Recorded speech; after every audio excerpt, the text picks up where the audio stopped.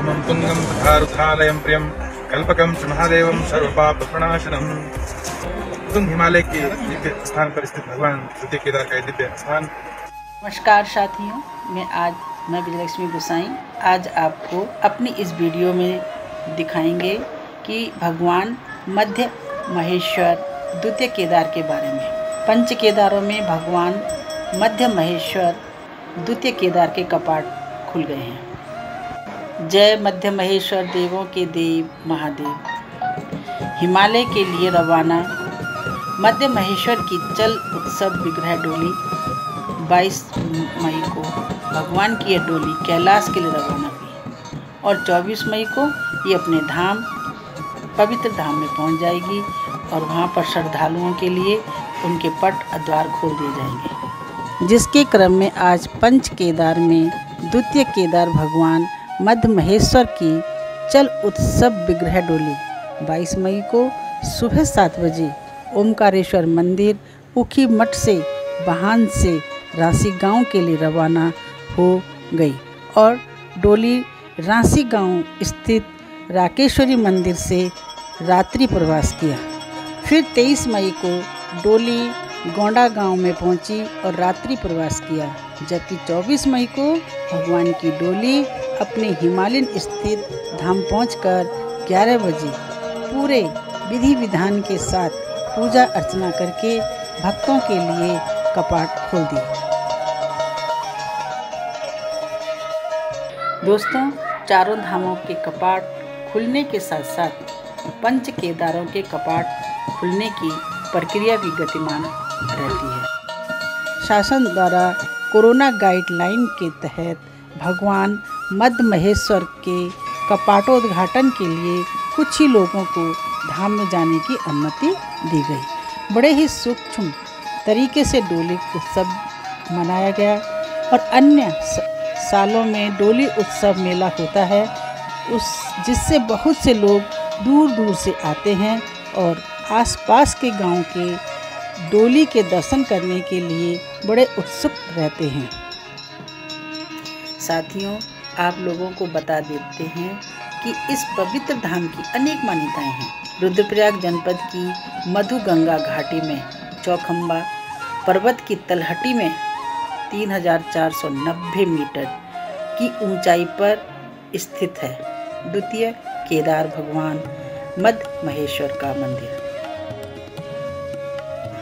यहाँ पर भगवान शिव की पूजा नाभि लिंगम के रूप में की जाती है। यहाँ के जल के बारे में भी कहा जाता है कि पवित्र जल की कुछ बूंदें ही मोक्ष के लिए प्राप्त मानी जाती हैं। इस तीर्थ के विषय में यह भी कहा गया है कि जो व्यक्ति भक्ति से या बिना भक्ति के ही मध्य महेश्वर के महात्म्य को पढ़ता है, सुनता है, उसे शिव लोक की प्राप्ति होती है।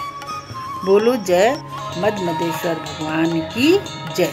साथ ही जो व्यक्ति इस क्षेत्र में पिंडदान करता है वह पिता की 100 पीढ़ी पहले के और 100 पीढ़ी बाद के तथा 100 पीढ़ी माता के तथा 100 पीढ़ी ससुर के वंशज को तरा देता है। साथियों, इस मंदिर के निर्माण के बारे में ऐसा कहा जाता है कि महाभारत के युद्ध में हुए विशाल नरसंहार के बाद भगवान शिव पांडवों से रुष्ट हो गए और उनको प्रसन्न करने के लिए पांडवों ने इस मंदिर का निर्माण कर उनकी उपासना की थी। पंच केदार उत्तराखंड के गढ़वाल मंडल के केदार खंड में स्थित है। पंच केदार में प्रथम केदारनाथ, द्वितीय मध्य महेश्वर जी, तृतीय में तुंगनाथ जी, चतुर्थ में रुद्रनाथ और पंचम में कल्पेश्वर जी आते हैं। इन पंचों स्थानों में भगवान शिव को समर्पित कर पौराणिक मंदिर आज हमारे पास उपलब्ध है। दोस्तों, पंच केदार का जो वर्णन स्कंद पुराण में वर्णित है, महाभारत ग्रंथ में भी पंच केदार का उल्लेख मिलता है। पुराणों में के अनुसार महाभारत युद्ध के समय पांडवों को जब भ्रात हत्या, गुरु हत्या लगी तो पांडवों ने पाप को मुक्त करने के लिए देवी देवताओं और महादेव जी के दर्शन कर आशीर्वाद लेने के लिए महादेव के पास जाने की सोची, किंतु शिव पांडवों को दर्शन नहीं देना चाहते थे। शिव रुष्ट होकर केदारखंड में छुप गए। जब केदारखंड पहुंचकर भी पांडवों को शिव के दर्शन नहीं हो पाए तो पांडव शिव को खोजने लगे।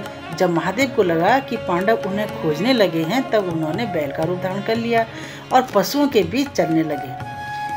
अब भीम को शंका हो गई कि शंकर तो इन पशुओं के बीच में छिपे हुए हैं। भीम ने विशाल रूप धर दो विपरीत चट्टानों के जो पैर रख दिए और बाकी पांडव उन पशुओं को भीम के पैरों के नीचे से हाँकने लगे। सभी गाय बैल जो थे भयभीत होकर भीम के पैरों के नीचे से निकलने लगे, भागने लगे, लेकिन शिव रूपी बैल जो था वो पैरों से उल्टी दिशा को भागने लगा। भीम समझ गए कि भोलेनाथ हैं, यही भोलेनाथ हैं, महाबली। भीम ने दौड़ करके बैल के कुबड़ को पकड़ लिया और दबोच लिया। जब भीम शिव रूप में बैलों के अंदर समाने लगे, महाबली भीम ने दौड़कर बैल के कुबड़ को दबोच लिया। जब भीम शिव रूपी बैल को काबू करने लगे तभी शिव धरती के अंदर समाने लगे, लेकिन फिर भी भीम ने बैल के कुबड़ नहीं छोड़ी। तब महादेव ने पांडवों के इस हठ भक्त योग से प्रसन्न होकर पांडवों को दर्शन दिए और पाप से मुक्त किया। शिव के इस पृष्ठ भाग का केदारनाथ में, मध्य भाग नाभि मध्य महेश्वर में, भुजाएं जो थी वो तुंगनाथ में, मुख रुद्रनाथ में, जटा कल्पेश्वर में प्रकट हुई। अग्रभाग पशुपतिनाथ नेपाल में प्रकट हुआ। बाद में पांडवों ने इन जगहों पर मंदिरों का निर्माण करवाया।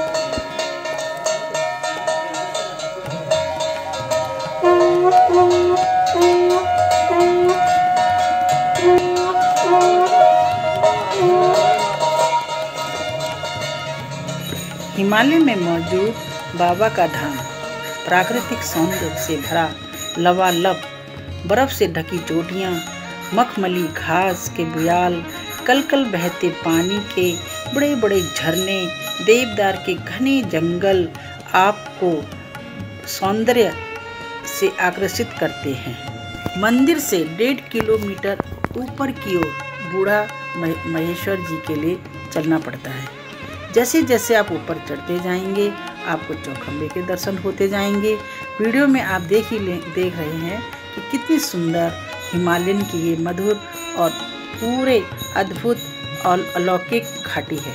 जय हिमालय राज, देवों के देव महादेव, आप अपनी कृपा बनाए रखना। कोरोना के इस वायरस के वैश्विक संकट की इस घड़ी में अपने भक्तों की रक्षा करना और पूरे विश्व को कोरोना से अतिशीघ्र मुक्ति दिलाना। जय हो। दोस्तों, मध्य महेश्वर जाने के लिए उत्तराखंड में पहुंचते ही आपको ऋषिकेश, रुद्रप्रयाग जिले में ऊखीमठ तक जाना होता है और ऊखीमठ पहुंचकर उनियाना गांव में होते हुए आप राशि गांव तक आपको लोकल टैक्सी, जीपें और बस मिलती हैं। अब कुछ समय के बाद आप लोगों को गोंडार तक वाहन मिलेगा। वहाँ रोड पास हो गई है और फिलहाल रांची से पैदल यात्रा शुरू होती है और गोंडार होते हुए मध्य महेश्वर पहुँचा जा सकता है। आप जरूर उत्तराखंड में आइए और भगवान जी के दर्शन करिए। बोलो जय मध्य महेश्वर भगवान की जय।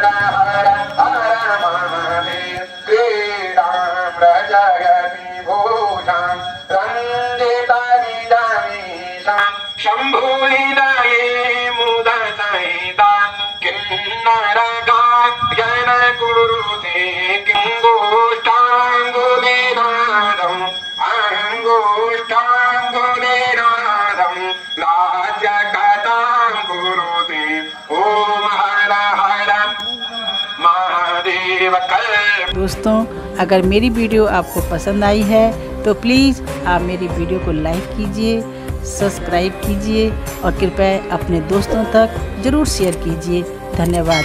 विजय लक्ष्मी गोसाई।